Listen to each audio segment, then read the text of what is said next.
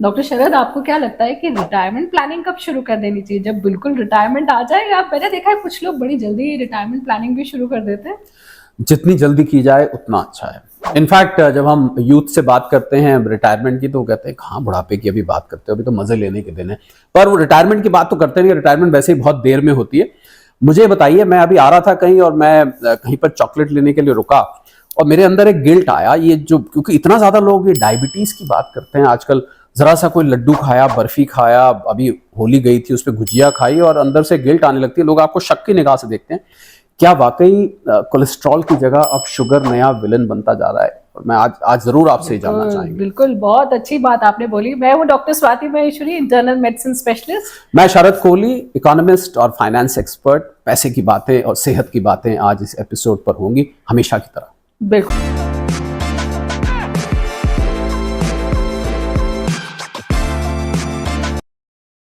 देखिए, बात आपने चीनी से शुरू कर दी है, और इस चीज की बात की जिक्र है कि अगर हम बहुत चीनी खाएं या ऐसी चीजें खाएं जिनमें चीनी ज्यादा होती है, तो क्या आने वाले वक्त में हमें डायबिटीज हो सकती है?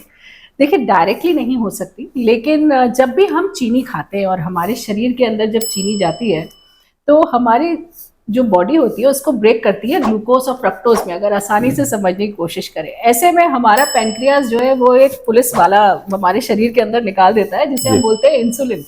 उसका काम ये है कि जितना भी ये ग्लूकोज शरीर के अंदर घूम रहा है, क्योंकि एक बॉडी का लेवल नॉर्मल मेंटेन करना है, तो वो इन सबको कैदी बना बना के सेल्स के अंदर पैक कर देता है कि तुम अब यहाँ बैठो, जब जरूरत होगी तब तुम्हें बाहर निकालेंगे। अब क्या होता है कि हम तो शुगर खाते जा रहे हैं, हम फिर भी शुगर खाते जा रहे हैं, तो ये इंसुलिन का जो असर होता है सेल्स के ऊपर वो खत्म होना शुरू हो जाता है, जिसे हम रेजिस्टेंस बोलते हैं। इसकी वजह से पेनक्रियास को और मशक्कत करनी पड़ती है कि ये जो जितना ग्लूकोज बॉडी में घूम रहा है, इसको सेल्स के अंदर घुसाना पड़ेगा कैसे भी। और इसकी वजह से धीरे धीरे हमारा पैनक्रियाज एग्जॉस्ट हो जाता है, और हम धीरे धीरे डायबिटीज की तरफ बढ़ जाते हैं। साथ ही ये भी देखा गया है कि जब आप शुगर खाते हैं बहुत ज्यादा, तो ये हमारे जो फैट फ्रक्टोज के रूप में होता है वो भी हमारे लिवर में स्टोर होने लगता है। तो ज्यादातर आपने देखा होगा पेट के चारों तरफ जो चर्बी जमा हो जाती है वो ज्यादातर शुगर की वजह से होती है, और यही धीरे धीरे हमें डायबिटीज की तरफ ले जाती है। इसलिए हमें डेफिनेटली हम कितनी शुगर खा रहे हैं ये कंट्रोल करना बहुत जरूरी है। तो वो जो लड्डू और बर्फी, अगर आप गौर से देखें तो आपके पेट के चारों तरफ चॉकलेट चिपकी हुई होती है। बिल्कुल बिल्कुल, और इसलिए हमें कॉन्शियस ईटिंग करना या माइंडफुल ईटिंग करना बहुत जरूरी है। अब आपसे ये जानेंगे डॉक्टर शरद की रिटायरमेंट प्लानिंग कब करनी शुरू कर देनी चाहिए? वेट करें या जल्दी शुरू कर दें? देखिए, काल करे सो आज कर, आज करे सो अब, ये जो पुराना दोहा है ये रिटायरमेंट प्लानिंग में बिल्कुल परफेक्ट फिट होता है। जितनी जल्दी आप शुरू करेंगे उतना ही आपका फायदा। आप रिटायरमेंट में क्या चाहते हैं? आप चाहते हैं कि आपको एक नॉर्मल कंसिस्टेंट इनकम आती रहे, आप चाहते हैं कि आपको कोई पैसे की तकलीफ ना हो, किसी से मांगना ना पड़े और किसी के आगे हाथ ना फैलाने पड़े। इसके लिए प्लानिंग जब शुरू होती है जब आपका करियर शुरू होता है, और जैसे ही वो करियर स्टार्ट होगा आपको तभी रिटायरमेंट प्लानिंग शुरू कर देनी चाहिए। अब रिटायरमेंट प्लानिंग तो बहुत तरीके से होती है। लोग अपने पास सेविंग करते जाते हैं, कुछ लोग पेंशन फंड्स में लगा देते हैं, कुछ लोग पैसा फिक्स डिपॉजिट्स में रख देते हैं। उसके बारे में हम आगे आगे जिक्र करेंगे, पर आपके सवाल का मैं अगर सीधा सीधा जवाब दूं तो रिटायरमेंट प्लानिंग जितनी जल्दी आप शुरू करेंगे उतनी आप, भले ही किसी नौजवान को ये लगे कि मैं तो अभी मैंने करियर शुरू किया है 25, 26, 27 साल का, यार क्या अभी से आप रिटायरमेंट की बातें कर रहे हैं, बुढ़ापे की बातें करते हो, यार अभी तो मौज लेने दो। पर अगर आप चाहते हैं कि आपका बुढ़ापा ठीक रहे, सुखदायी रहे और एंजॉयबल रहे, तो ये थॉट आपको उस टाइम आना चाहिए जिस टाइम, डॉक्टर स्वाति, आपको बिल्कुल भी रिटायरमेंट के सोचने की जरूरत नहीं होती है। तो जिस टाइम नहीं होती है उसी टाइम आपको रिटायरमेंट प्लानिंग शुरू कर देनी चाहिए। पर रिटायरमेंट प्लानिंग की बात कर रहा था तो आपने जो शुगर वाली बात कही थी, क्योंकि मुझे भी मीठा बहुत पसंद है, और मैं अपने आप को रोक नहीं पा रहा हूं ये पूछने से कि कितने मुझे दिन में चॉकलेट्स खाने चाहिए। मतलब इसको मैं अगर जनरलाइज करूं तो कितना मीठा लेना चाहिए? मैं मान लीजिए मैं सॉफ्ट ड्रिंक लेता हूं, दिन में 1-2 बार खाने के बाद एक जो चॉकलेट्स ले लिया, या कभी मिठाई ले ली किसी के करके, तो कितना मीठा? मतलब 100 ग्राम, 50 ग्राम, 150 ग्राम, कुछ ऐसा भी है, पैरामीटर है? बिल्कुल है। देखिए, जो जेंट्स है, जो मर्द है, उन लोगों के लिए है कि कम से कम आप दिन में 9 चम्मच चीनी ले सकते हैं, यानी कि लगभग 150 कैलोरीज दिन भर की आप चीनी के द्वारा ले सकते हैं। और वही जो महिलाएं होती है या लेडीज हैं, उन लोगों के लिए 6 चम्मच चीनी जो है वो एक लिमिट बनाई गई है। मुझे कैसे पता लगेगा? प्रॉब्लम क्या है? जो आप कह रहे हैं वही बात है। अब हम जितनी भी चीजें खाते हैं और खास तौर से जितना प्रोसेस फूड खा रहे हैं, यहाँ तक कि जो ब्रेड भी आप खा रहे हैं उसमें कुछ ना कुछ चीनी होती है। तो बात यह है कि हम दिन भर में इतनी चीजें खा लेते हैं जिनमें हिडन शुगर्स होती है। तो ये देखा गया है कि अमूमन तौर पे हम दिन भर में लगभग 20 से 22 चम्मच चीनी खा रहे होते हैं, यानी कि लगभग 350 कैलोरीज तो हम चीनी से ही ले लेते हैं। और ये चीनी एम्प्टी कैलोरीज होती है क्योंकि इनमें कोई न्यूट्रिशन भी नहीं है। तो ये सिंपल आपका वेट पुट ऑन करने के लिए है, आपको तरह तरह की बीमारियां देने के लिए है।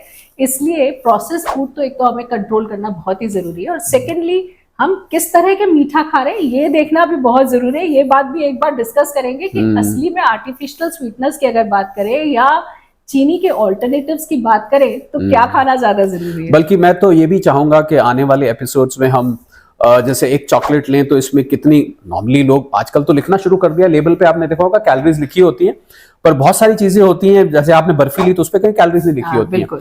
तो हम कोशिश करेंगे दर्शकों को बताने की कि अगर आप क्या चीज खा रहे हैं तो कितनी, क्योंकि ये जो आपने 9 चम्मच चीनी की बात करी ना, अब मुझे तो पता नहीं लगेगा कि मैंने अगर एक इतना टुकड़ा लड्डू का उठाया है तो उसमें कितनी चीनी है। तो मैं सोच रहा हूँ आने वाले एपिसोड्स में लोगों के लिए आसान करेंगे, जो आपके 9 चम्मच चीनी का जो मापदंड है उसको हम कोशिश करेंगे सिंपल से सिंपल करने की। बिल्कुल। अब आपसे ये भी जान लेते हैं कि सेविंग्स में और इन्वेस्टमेंट में क्या अंतर रहता है दोनों में। जो सेविंग आपकी बैठी हुई है चुपचाप, कुछ नहीं कर रही, बैंक में पड़े हुए हैं अलग से, जो मैंने बात की थी, आपको याद होगा पिछले एपिसोड में कि 20% निकाल के आप रख दीजिए, उसका लिंक भी हम नीचे दे देंगे सबको। तो उसमें अगर वो सेविंग ऐसे की ऐसे रखी हैं तो वो सेविंग्स हैं।